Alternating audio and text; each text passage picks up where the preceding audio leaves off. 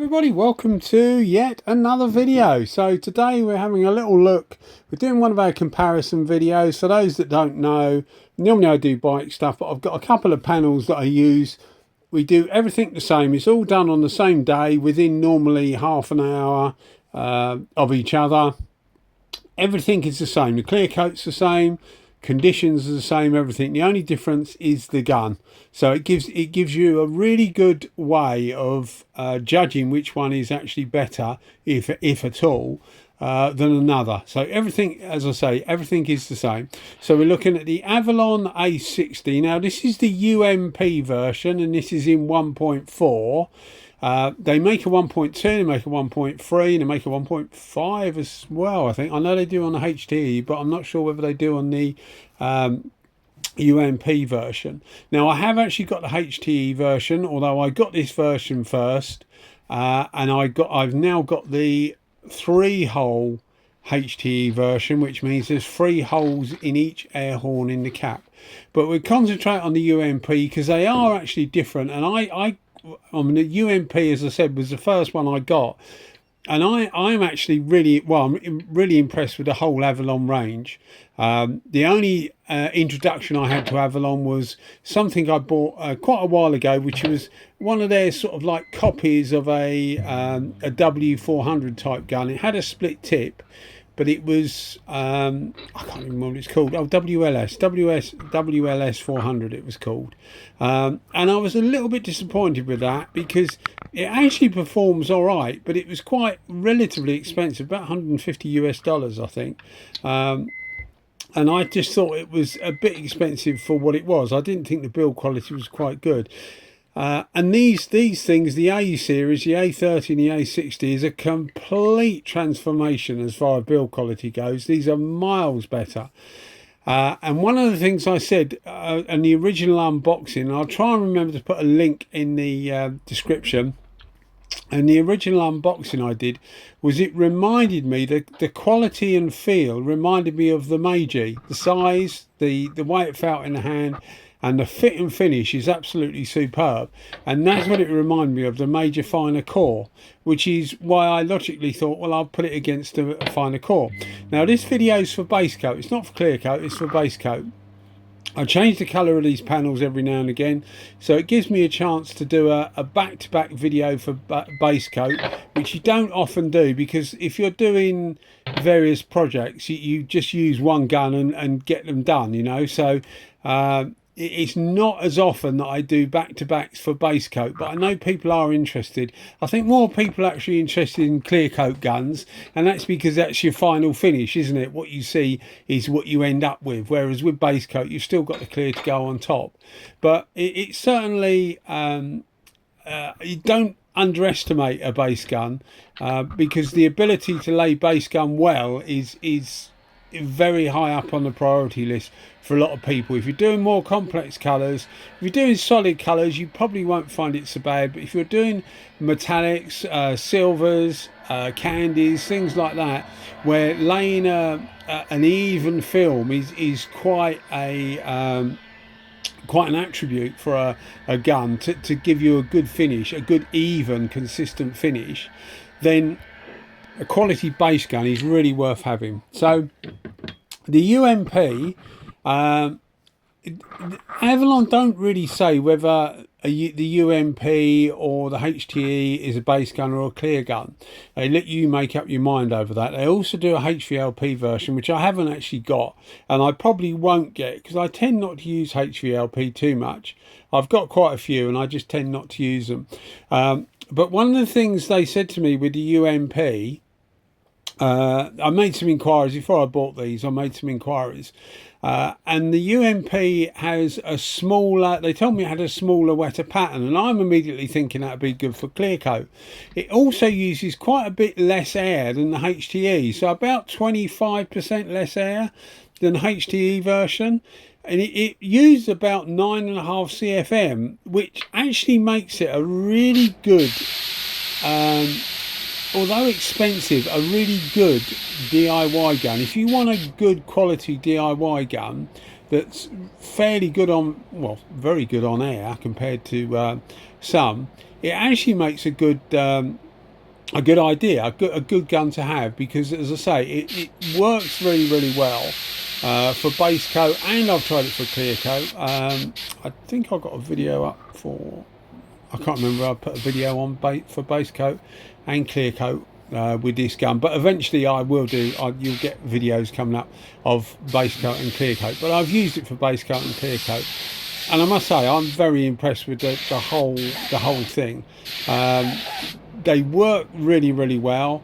Because they got the split tip, they tend to give you a very fine atomization, which again for base coat, for more complex base coats, it actually works really well, because it breaks the material up really fine and gives you a nice even film. Things like candies and things like that, where if you get a little bit too much on a certain area, it will notice.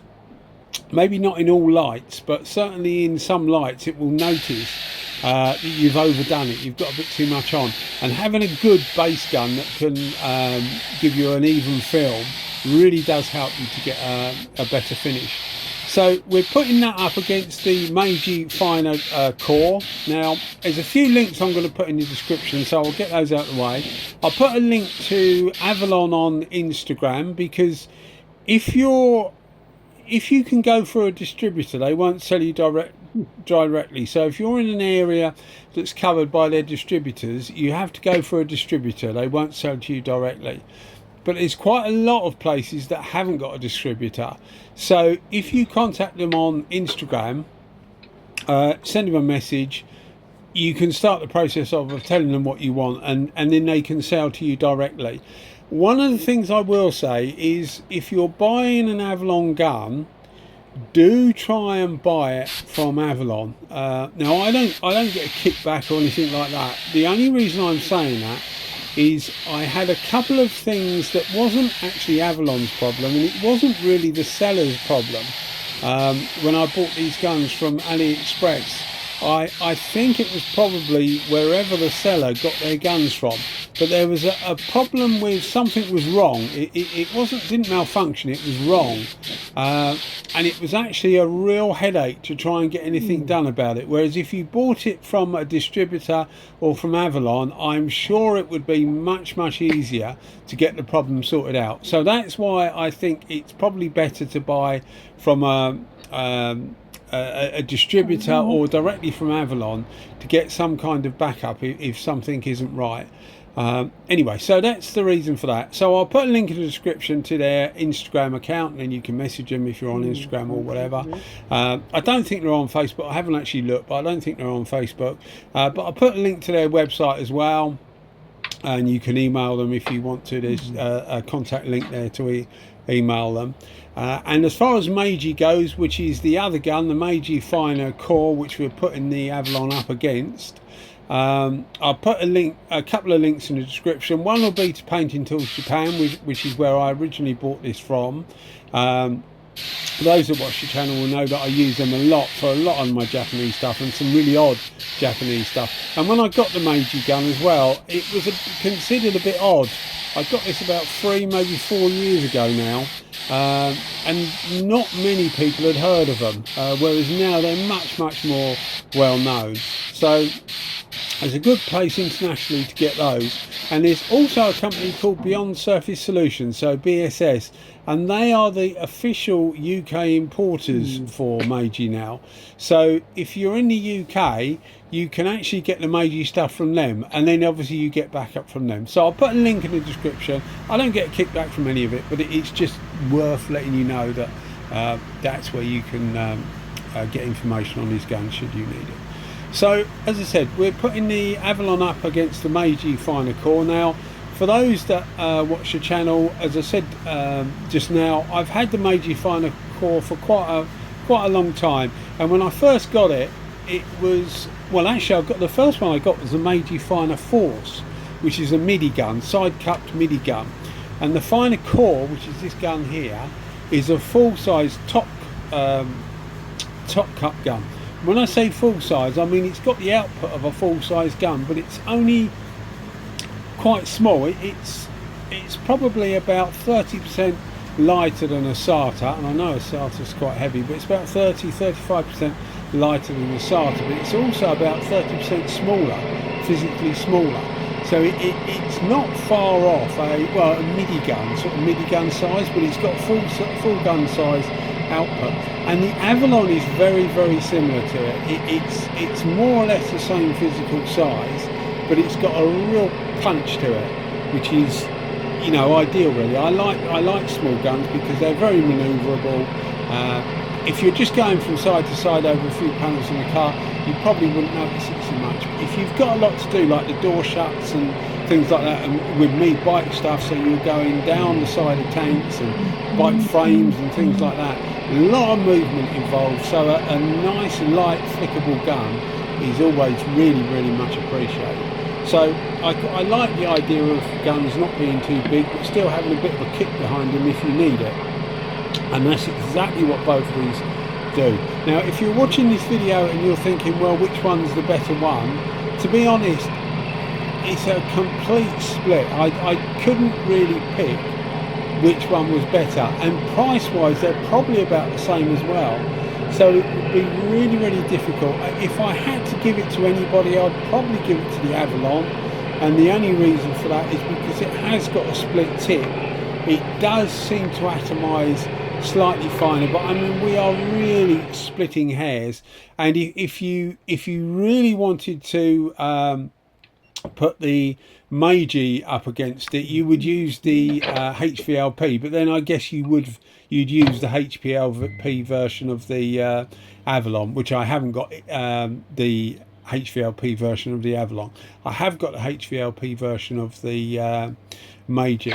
But yeah, I mean, both of these are top quality guns, so I guess it would depend which one you could buy for the least money as to which one would win, because performance wise both of them are absolutely excellent. I mean, the Meiji hasn't got a split tip, but it doesn't seem to suffer too much from that, really. Those that watch the channel will know that I am a bit of a fan with the split tip guns, because it definitely seems to make a difference. I mean, even today, I'm narrating this video in the late afternoon, just before it goes up. And today I've been using a Ridge Pen airbrush. I've been using the SATA Jet X for clear coat, and I've also been using the WLS400 Series 2 for clear coat. And both of those guns are really, really good quality guns. I just think that the split tips do have the edge. And it could just be the material I use or the way I paint or whatever, but they definitely seem to just have a bit of an edge over most things. So that's the only reason I'm saying it. I think it's probably a bit more universal. Certainly for both of these guns are superb with clear coat as well. I haven't put them these two back to back for clear coat. I guess I will do it sometime, but I've since got the HTE, which is probably it's more competing against the other guns for clear coat. It runs a 2 bar, which is what I run both of these normally at 2 bar for clear coat. Because this is a base coat video and I was using them for base coat, I actually run both of these at 1.8 bar, which is about 25 psi, something like that. So you don't need loads and loads of pressure, and they give excellent results.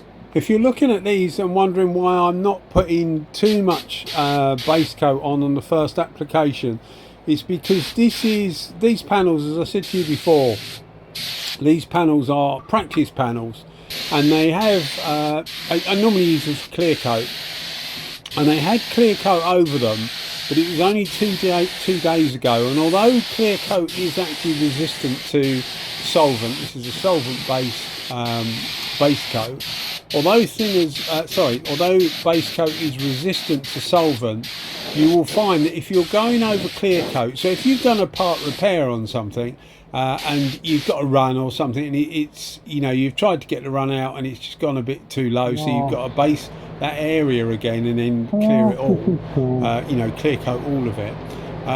You just have to be careful of reactions. You can get sort of like stoppers, things that go over there that are clear, that are designed to stop reactions. But I just find the best thing is just to dust it on, and then you can slowly increase the amount. And that's why you notice on the left, the first sort of application of clear coat isn't particularly a lot, and that is simply because I'm unsure of the substrate. If you were going over primer, you could probably do it in two straight lots of coats. Different to things like candy, of course, where you would build up a colour to whatever colour you wanted. So you might not know exactly how many coats you want. So you would normally, or I would normally anyway, I normally have it not too much material coming out, and you might put 5 coats of candy on or 6 coats of candy over the top, just till you get to the colour of what you want. And it's effectively just shading it to the shade that you want to, which is obviously different to base coat.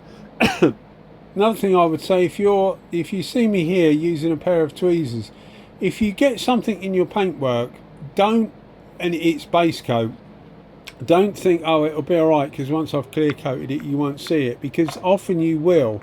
So you're better off, if you can, getting it out before you actually put another coat of base coat on, because that other coat of base coat, unless it's horrendous, will normally cover that up, and then the clear coat goes over the top and that will actually cover it. But don't, if you've got a foreign particle in there, so a bit of dust or a small gnat or something like that that's got in there, it will notice. So actually get it out before you put your clear coat over the top. So it's ideal to get rid of them as soon as you see them. If it's possible. I don't do too bad really. My conditions are far from ideal, but I don't do too bad at all with debris in my stuff. I'm not doing whole cars or anything like that. I haven't got the facilities really. Anything that's too big I actually do outside, which reminds me, I've just bought, I haven't got it yet, there was a company selling the Milwaukee sand. Well, they were selling Milwaukee stuff, and they had a 10% sale on. So I've just bought myself a cordless 6-inch Milwaukee sander with a 2.5 throw, 2.5 millimeter throw. And the reason for doing that, somebody said to me on one of the videos I did the other day, they said, how comes these panels, when you do these panels, you do them and there's no rub throughs or anything like that? What do you actually do to stop going through the paintwork? Well, obviously it depends how many coats are clear on there. If there's a fair few coats of clear, then you've got quite a scope before you actually go through to the paint underneath. But if you're doing it, for example, today I sanded a couple of these a couple of bits of paintwork down that had only recently been done, and I was just going to put a flow coat over the top. I'd put some decals on a tank, basically sprayed the decals in, and then you put clear coat over the top, but you only put a relatively small amount of clear coat over the top, thickness of clear coat, and then you sand it down. So you have to be really careful that you don't go through. So I use a 2.5 throw nearly for everything these days. It's slower stock removal, it doesn't remove so much material, but it because it's got that smaller throw, 2.5 millimeters isn't a lot.